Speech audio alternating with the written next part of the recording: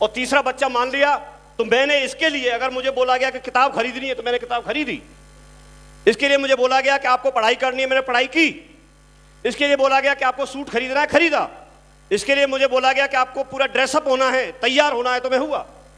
और मुझे उसका फायदा ये मिला कि आज वो बात समझ में आती है कि अगर को मेरा नमस्कार। दोस्तों, मैं अजय पंडित एक बार फिर से आप सबका बहुत बहुत स्वागत करता हूं।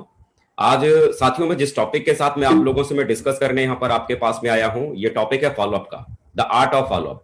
फॉलोअप दोस्तों एक ऐसा पार्ट हमारे बिजनेस के भीतर है।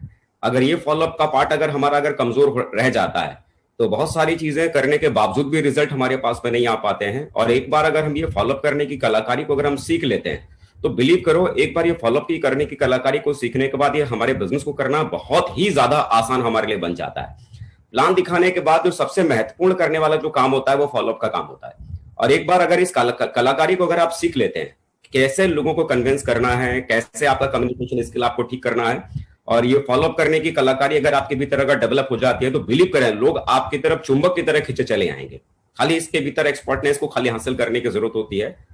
होता क्या है कि शुरुआत में जब दोस्तों हम किसी व्यक्ति को जब हम प्लान दिखाने के लिए जाते हैं, प्लान दिखाते हैं, या तो हम सेमिनार में जब हम लोगों को प्लान दिखाते हैं, या फिर हम किसी व्यक्ति को 1-to-1 यानी घर पर जाकर लोगों को हम प्लान दिखाते हैं, या फिर हम किसी व्यक्ति को सेमिनार का लाइव हम वेबिनार दिखाने के लिए उसको लिंक हम भेजते हैं और उस मीटिंग में आने के लिए हम उसे कन्विंस करते हैं। तो होता क्या है कि जैसे ही आप किसी व्यक्ति के साथ आप सामने जाते हैं और प्लान दिखाने की शुरुआत करने की बात करते हैं, आप अपना फोल्डर खोलते हैं या लैपटॉप खोलते हैं, तो प्लान और फोल्डर खोलते ही, लैपटॉप खोलते ही सामने वाला तुरंत आपसे कहता है, भाई साहब बस इसको आप बंद करो, हम सब समझ गए आप क्या बताने आए हो। आप किसी नेटवर्किंग के बारे में बात कर रहे हो, किसी कंपनी के बारे में आप बताने आए हो, इसके बारे में मत बताओ, ये सब कुछ बंद करो। सामने वाला व्यक्ति इस तरह का रिएक्शन देना शुरू कर देता है। तो उस समय हम सामने वाले व्यक्ति को समझाने की कोशिश करते हैं कि जी पहले सुन तो लीजिए, समझ तो लीजिए, सुनने में क्या जाता है, क्या कोई पैसा लगता है क्या। हम किसी ना किसी तरीके से हम उस व्यक्ति को राजी कर लेते हैं कि कम से कम हमारा प्लान सुन तो लीजिए, बाकी जो आपका फैसला लगे वो करना, सुनने में कोई पैसा थोड़ी लगता है, कोई बात थोड़ी बनती है। और वो व्यक्ति तैयार भी हो जाता है कि चलो ठीक है आप बताओ। तो हम अपना प्लान बताना हम शुरू करते हैं और हम बड़ा एक्साइटेड होते हैं कि चलो सामने वाला व्यक्ति हमारी बातों को समझ रहा है, सामने वाला व्यक्ति हमारी बातों को सुन रहा है। लेकिन रियलिटी क्या होती है? क्या आपको सचमुच में लगता है कि सामने वाला व्यक्ति आपकी बातों को समझ रहा है? सामने वाला व्यक्ति सचमुच में आपकी बातों को सुनने के लिए तैयार है? रियलिटी होता क्या है, जैसे कि मान लीजिए कोई पानी की एक बोतल है और वो पानी की जो बोतल है उसको अगर हम एक बार ढक्कन अगर हम लगा देते हैं, ढक्कन लगाने के बाद कितना भी पानी आप उस बोतल में डालने की कोशिश करो, क्या वो पानी उस बोतल के भीतर जाएगा? नहीं ना। जब सामने वाले व्यक्ति को आपने जब कन्विंस कर लिया ना, उसने बोला ये फोल्डर बंद करो, ये अपना लैपटॉप बंद करो, हमें कोई कंपनी का प्लान नहीं सुनना, और आपने फिर भी उसे कन्विंस कर लिया कि सुन तो लीजिए, सुनने में क्या जाता है, देख तो लीजिए, देखने में क्या लगता है। रियलिटी में क्या है, वो सुनने को तैयार हो तो गया आपके समझाने से, लेकिन उस व्यक्ति ने मन ही मन में अपने दिमाग में ढक्कन लगा दिया कि ये जितनी भी बातें करने वाले हैं अंत में मुझे ना ही कहना है, करना तो मुझे है ही नहीं, मुझे इनकार ही करना है। जब पहले ही कोई व्यक्ति आपकी बातों को सुनने से पहले ये मान के चल रहा है कि मुझे इसको सुनना ही नहीं है, मुझे इसे करना ही नहीं है, तो आप जरा सोच के देखो, क्या सामने वो व्यक्ति आपकी बातों को ध्यान से सुन पा रहा होगा? मुझे लगता है शायद नहीं। जब वो सामने व्यक्ति ध्यान से अगर सुन ही नहीं पा रहा होगा तो क्या वो अंत में आपको फैसला दे पाएगा कि मुझे इस बिजनेस को करना चाहिए या नहीं करना चाहिए? मुझे लगता है शायद उस कंडीशन में भी सामने वाले का फैसला ना में ही आएगा, क्योंकि वो मन में पहले ठान चुका है कि मुझे नहीं करना है। तो एक बात हमें समझने की जरूरत होती है कि पहली मुलाकात में जब किसी व्यक्ति को आप प्लान देने के लिए जाते हैं तो रियलिटी क्या होती है कि वो पहला सेशन जब आप किसी व्यक्ति को देते हैं, पहली मुलाकात में सामने वाला व्यक्ति, बहुत ही कम ऐसे लोग होते हैं जो सिंसियरली आपकी बातों को सुन पाते हैं, समझ पाते हैं।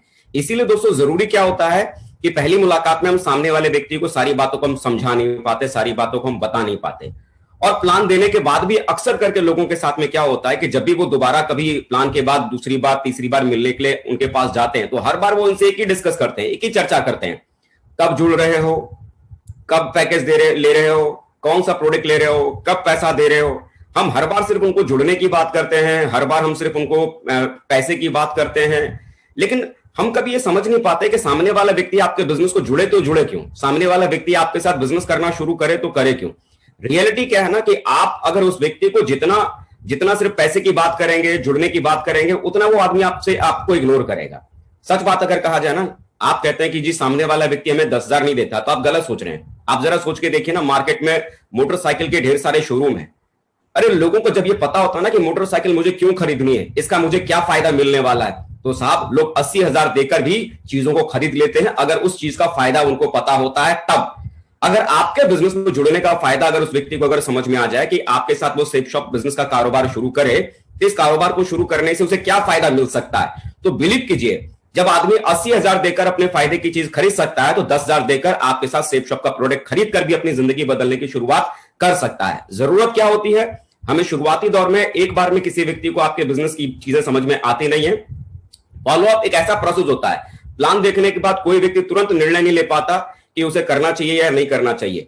दोबारा मिलकर ही हम उसे निर्णय लेने में हम उसकी मदद करते हैं और इसी प्रोसेस को हम यहां पर फॉलोअप करते हैं। हम लगातार दोस्तों, एक स्टैटिस्टिक्स बोलता है, एक डाटा बोलता है कि अगर एक मुलाकात में किसी व्यक्ति से आप अगर चाहते हैं कि वो सेल में कन्वर्ट हो जाए, तो ऐसा बहुत कम होता है कि जहां पर एक बार प्लान देने के बाद ही कोई व्यक्ति आपके बिजनेस में जुड़ जाता है। सिर्फ 2% लोग ही होते हैं जो एक मुलाकात में आपके साथ में जुड़ जाते हैं।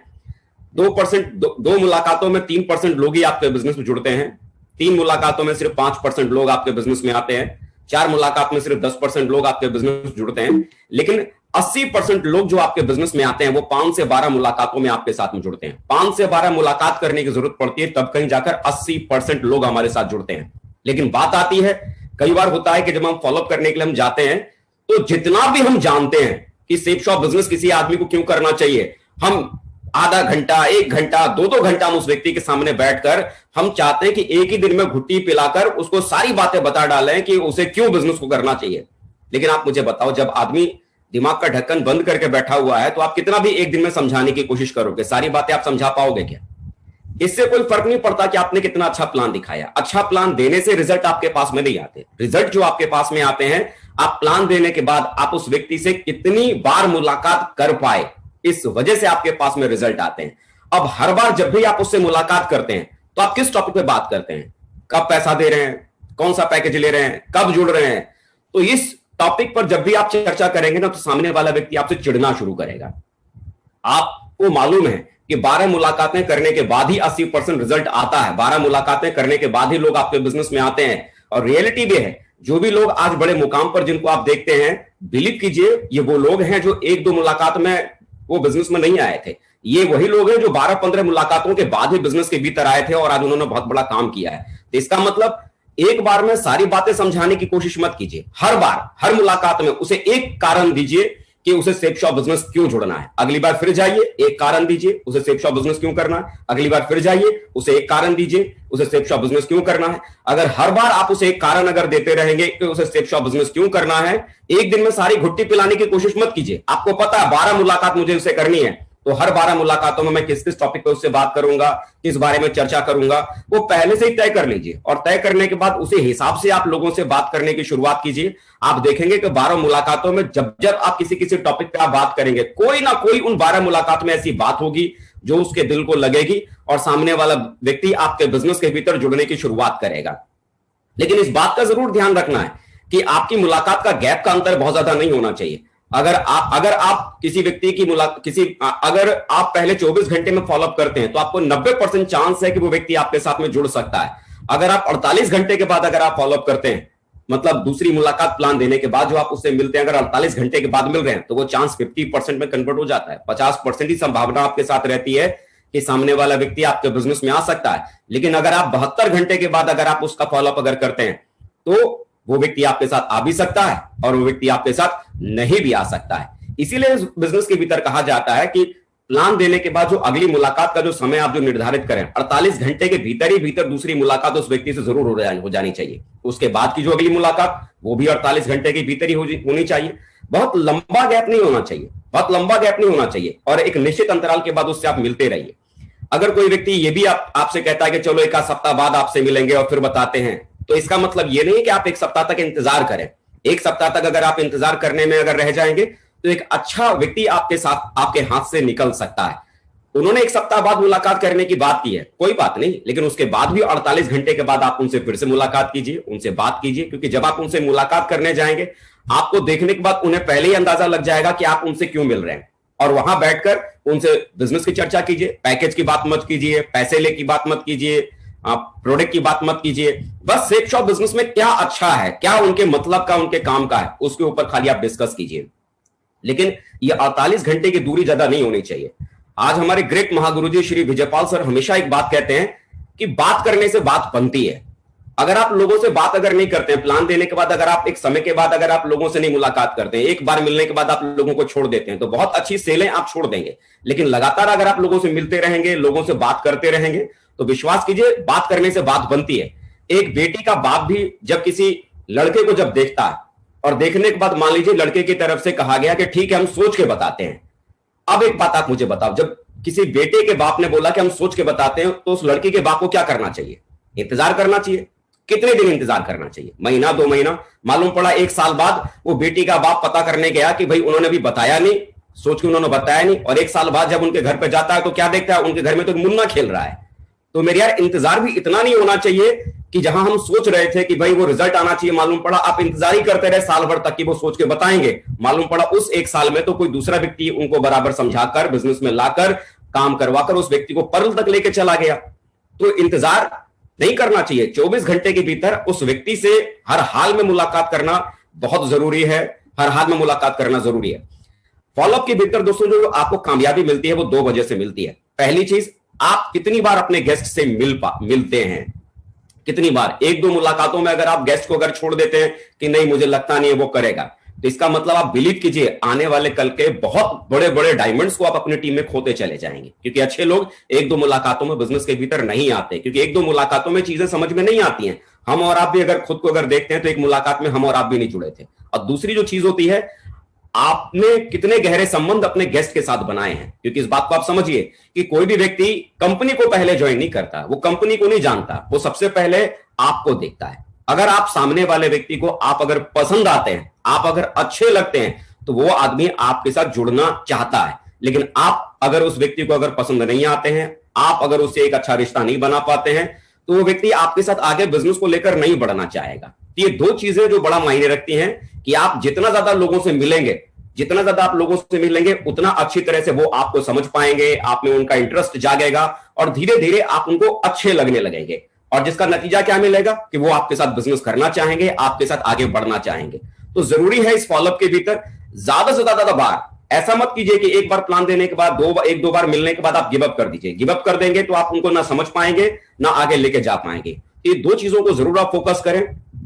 ध्यान जो देने वाली जो बात है, जो मुझे समझ में आता है कि सबसे पहले अपने गेस्ट से जब संपर्क बनाए तो उनसे दोस्ती बढ़ाने की कोशिश कीजिए। प्लान देने के बाद उनसे ये मत सोचो कि वो कब मैं उनसे पैकेज का पैसा ले लूंगा, कब मैं उनका डीडी में कलेक्ट कर लूंगा, कब मैं सेल निकाल लूंगा।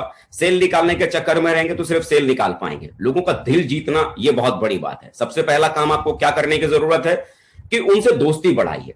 दोस्ती बढ़ाने के बाद उनके जीवन में जो सबसे बड़ी समस्या है वो खोजना शुरू कीजिए। हर व्यक्ति की लाइफ में कोई ना कोई ट्रेजेडी चल रही होती है, कोई ना कोई होता है, परेशानी में होता है। किसी आदमी के दिमाग में है कि भाई मेरी बेटी की शादी करनी, जवान है।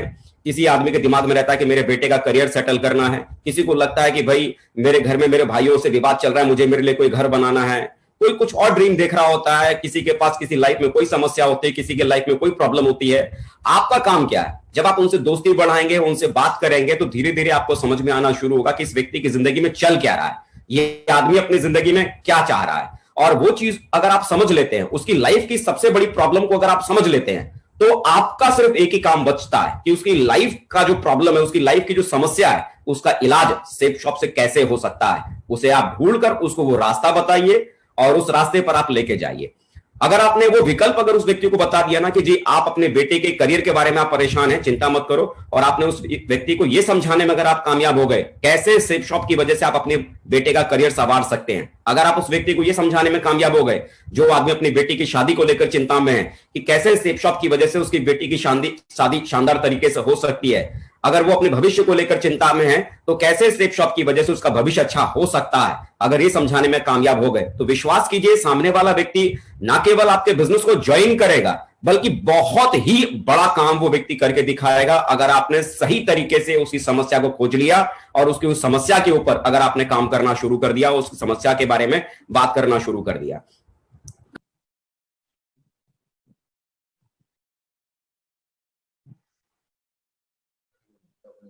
अजय जी म्यूट हो गए आप।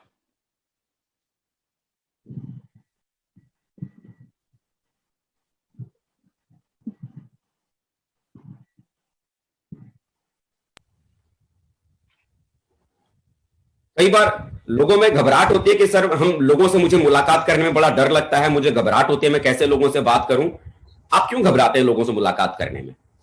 हमें लगता है सर मैं उसे क्या समझाऊंगा, मैं उससे क्या बात करूंगा। विश्वास कीजिए, जब आप किसी व्यक्ति से मुलाकात करने के लिए जाएंगे और इस बिजनेस के बारे में जब आप उनसे चर्चा कर रहे हैं, तो वो कोई फिजिक्स की कोई थ्योरियां आपसे नहीं पूछेंगे, फिजिक्स के ऊपर वो चर्चा नहीं करेंगे, केमिस्ट्री के कोई फॉर्मूले नहीं आपसे पूछेंगे, ना मैथ्स के कोई बहुत बड़े फॉर्मूले के बारे में वो आपसे बात करेंगे। वो इस टॉपिक पे आपसे बात करने वाले नहीं है। वो किस टॉपिक पे बात करेंगे? वो डायरेक्ट सेल के बारे में बात करेंगे, वो सेफ शॉप के बारे में बात करेंगे, जी कैसी कंपनी है, कैसे जुड़ना है, भाई साहब मेरे साथ अगर नहीं कोई जुड़ा तो मैं तो कम पढ़ा लिखा हूं, मेरे पास तो पैसा ही नहीं है, मेरे पास तो समय नहीं है, मैं तो ज्यादा लोगों को जानता ही नहीं हूं। रियलिटी में अगर कहा जाए ना, तो ले दे के वही 8-10 सवाल होते हैं जो ज्यादातर लोग पूछते हैं, और वही सवाल जवाब लगातार लोग पूछते चले जाते हैं। आपका काम सिर्फ इतना ही है कि उन सवालों को ठीक से अगर आप समझ लेते हैं और बराबर उन सवालों का अभ्यास करते हैं कि कैसे उन सवालों का बढ़िया हमें जवाब देना है, और वो सवालों का जवाब कब आप बढ़िया देना सीख जाएंगे। एक बहुत ही जबरदस्त एक टूल है हमारे बिजनेस के भीतर, प्रगति सूत्र। ये प्रगति सूत्र के भीतर दोस्तों ढेर सारे ऐसे सवाल हैं जो आमतौर पर लोग पूछते हैं, और उन सवालों का जवाब खाली आपको समझना है। उन सवालों का जवाब समझ के कब सेफ शॉप कंपनी शुरू हुई, कौन कौन लोग यहां पर काम करते हैं, कैसे इस बिजनेस को करना है, कैसे हमें आगे बढ़ना है, और जो लोग सवाल जवाब करते हैं उन सवालों को आपने अगर समझ लिया, और जितना ज्यादा लोगों से कम्युनिकेशन आपने बनाना शुरू किया, लोगों से आप बात करना शुरू करेंगे, तो बात करने के अंदाजे से आपको अंदाजा लगना शुरू हो जाएगा कि कैसे उस व्यक्ति के सवालों का जवाब देना है। चाहे तो डेमो क्लास के तौर पर उन सवालों का जवाब अपने अपलाइन के साथ बैठकर आप दें, अपने अपलाइन के साथ डिस्कस करें। जो आदमी कहता है कि जी मेरे पास पैसा नहीं है, तो कैसे उस व्यक्ति को आप समझाएंगे? जो कहता है जी मैं तो जुड़ गया, मेरे साथ अगर 2 नहीं जुड़े तो क्या होगा, कैसे उस सवाल का जवाब आप देंगे? बहुत अच्छे तरह से अपने अपलाइन के साथ बैठकर डेमो दीजिए और बराबर उसका अभ्यास कीजिए, क्योंकि कम्युनिकेशन स्किल को डेवलप करने का एक बहुत ही आसान तरीका है, और वो है रिपीटेशन। जितनी ज्यादा बार किसी चीज का रिपीटेशन करेंगे उतना ही आपका हाथ उसमें मजबूत होगा, और जितना आप उसमें पक्के बन जाएंगे, जितना आपका कम्युनिकेशन स्किल बढ़िया होता चला जाएगा, जितनी आपकी पकड़ सेफ शॉप बिजनेस के ऊपर मजबूत होती चली जाएगी, सवालों का जवाब देने में जितना आप कॉन्फिडेंट फील करेंगे, उतना आपके भीतर जो डर है लोगों से मिलने का, कि मैं लोगों से मिलूंगा, लोग सवाल करेंगे तो मैं जवाब कैसे दूंगा, तो विश्वास करें, अगर सवालों का जवाब अगर आप इकट्ठा करना अगर शुरू कर देंगे, उनका बराबर अभ्यास करना शुरू कर देंगे, ज्यादा से ज्यादा लोगों से मिलना शुरू कर देंगे, उनके सवालों को हैंडल करना शुरू कर देंगे, तो धीरे धीरे एक एक करके उन सवालों का जवाब आप बखूबी तरीके से देना शुरू कर देंगे, और बहुत ही आसानी से दोस्तों आप लोगों को हैंडल करना शुरू कर देंगे। ये बेसिक चीजें हैं जो मुझे लगता है कि अगर आप इसे करना शुरू कर देते हैं, तो इन बेसिक चीजों को करके आप बहुत बड़ा काम कर सकते हैं, बहुत आगे तक जा सकते हैं। फॉलोअप एक बहुत बड़ा चैप्टर है, घबराने की जरूरत नहीं है, बस खाली इसके ऊपर मेहनत करने की जरूरत है। याद रखिए, फॉलोअप समय पे होना जरूरी है, प्लान